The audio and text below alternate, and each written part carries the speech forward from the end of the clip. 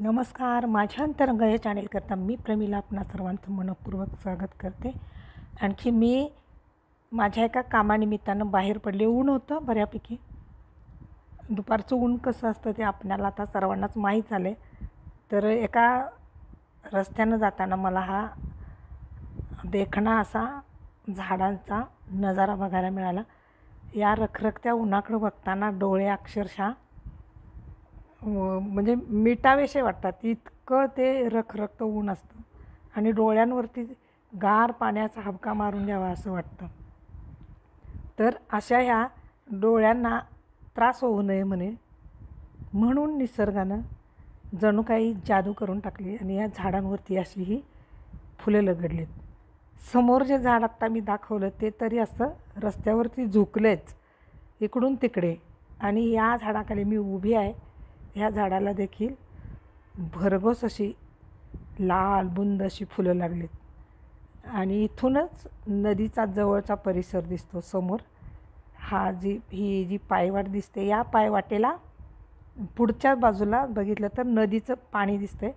थोडंसं इथून दिसतं, परंतु ते पात्र मोठं आहे आणि या पात्रात मुलं नदीच्या पाण्यात पोहण्याचा आस्वाद घेत आहेत. तर चला तर मग आपले नेहमी आयुष्याविषयी तक्रार असते की आपलं आयुष्य हे म्हणजे कसं वाईट चाललं आहे याविषयी आपण नेहमी तक्रारी करत असतो. परंतु ह्या निसर्गाकडे बघितलं की आपल्याला असं वाटतं की त्यानं पुष्कळ आपल्याला अशा छान छान गोष्टी दिल्यात.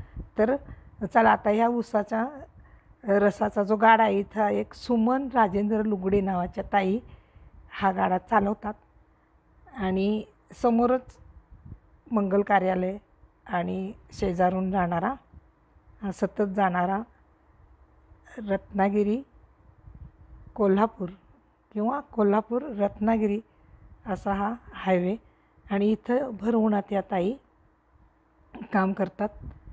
तर सुमनताईंना मी काही प्रश्न विचारले.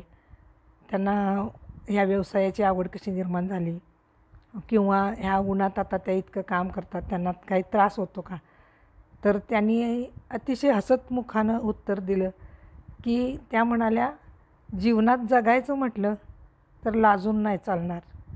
आपण चोरी करून तर जगू शकत नाही ना जीवन, मग कष्ट करून जगायला काय हरकत आहे. म्हणून त्यांनी बोलत बोलत आपलं काम सुरूच ठेवलं आणि मी सांगितलं मला असा छान असा ऊसाचा रस आणि त्याच्यात मस्तपैकी बर्फ टाकून द्या. म्हणून मी त्यांच्याशी गप्पा मारत रस्त्याच्या कडेला थांबले आणि बोलत बोलतच त्यांनी रस तयार केला. त्याच्यात थोडंसं मीठ आणि छानसा असा रसदार लिंबू पिळून त्यांनी एक ग्लास भरून मला रस दिला. तर रस पिले आणि त्यांची जी तयार करण्याची हातोटी आहे किंवा कौशल्य आहे ते खरंच खूप छान. त्यांनी जो रस मला बनवून दिला त्याच्यामध्ये प्रमाणात मीठ आणि लिंबू टाकल्यानंतर उन्हाचा थकवा निघून गेला आणि हसतमुखाने त्यांनी मला तो रस तयार करून दिला. त्यामुळं मी त्यांना म्हटलं चला तर मग मला अजून 1 लिटरभर रस घरी न्यायचा आहे, मी फ्रीजमध्ये ठेवते आणि थोड्या वेळानं परत आणि घरातले आणि आम्ही पिऊ. तर त्या म्हणाल्या ठीक आहे. तर अतिशय सराईतपणे त्या इथलं काम बघत असतात आणि त्यांना या कामाविषयी स्वाभिमान आहे. त्या म्हणाल्या मी हे काम करते याचा मला मोठा अभिमान वाटतो, कारण आपण जर स्वतः 4 पैसे कमवत असू आणि जर आपलं कुटुंब चालवत असू तर त्यात कसला कमीपणा. हा त्यांचा विचार मला खूप आवडला आणि सतत गिऱ्हाईक सुरूच असतं, येणारे जाणारे भरपूर असतात आणि छोटीशी टपरे अगदी छोटंसं छानसं असं त्यांनी तिथं सावली बनवली.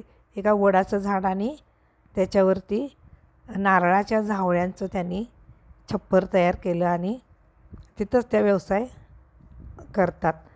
आणि मग मी त्यांच्याकडून 1 लिटर रस द्या म्हटलं. मग त्यांच्याकडे 1-2 बाटल्या शिल्लक होत्या. त्यांनी त्या स्वच्छ धुतल्या आणि त्याच्यामध्ये मला रस भरून दिला.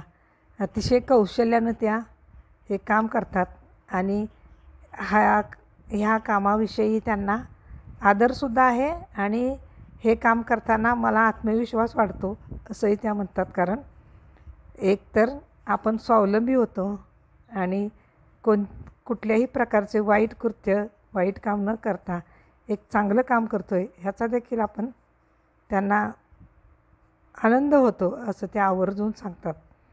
तर त्यांनी कौशल्यानं पटपट मला रस तयार करून दिला आणि हे करत असतानाच परत त्यांच्याकडे वरचेवर गिऱ्हाईक तिथं येत होतं.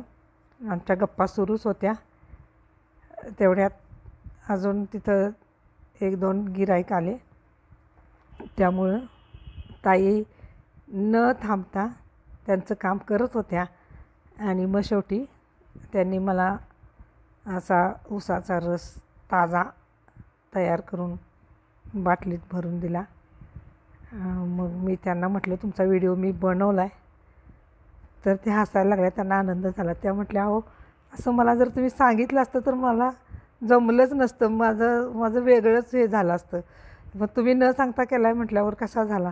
तर म्हटलं तुम्हाला पाठवून देते बघा आणि नंतर मला सांगा कसा झाला आहे ते.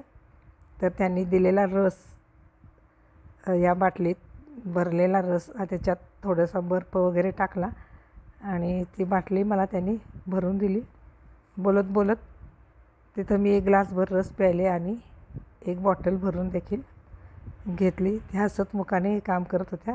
इतक्यात दुसरं गिऱ्हाईक तिथं आलं आणि मग मी त्यांना एकूण तुमचं बिल किती झालं म्हणून विचारलं. तर त्यांनी मला 70 रुपये सांगितले आणि 70 रुपये देत असताना त्यांनी परत मला 10 रुपये परत केले. म्हटल्या असू दे एवढ्या उन्हातून आला आहे म्हणून.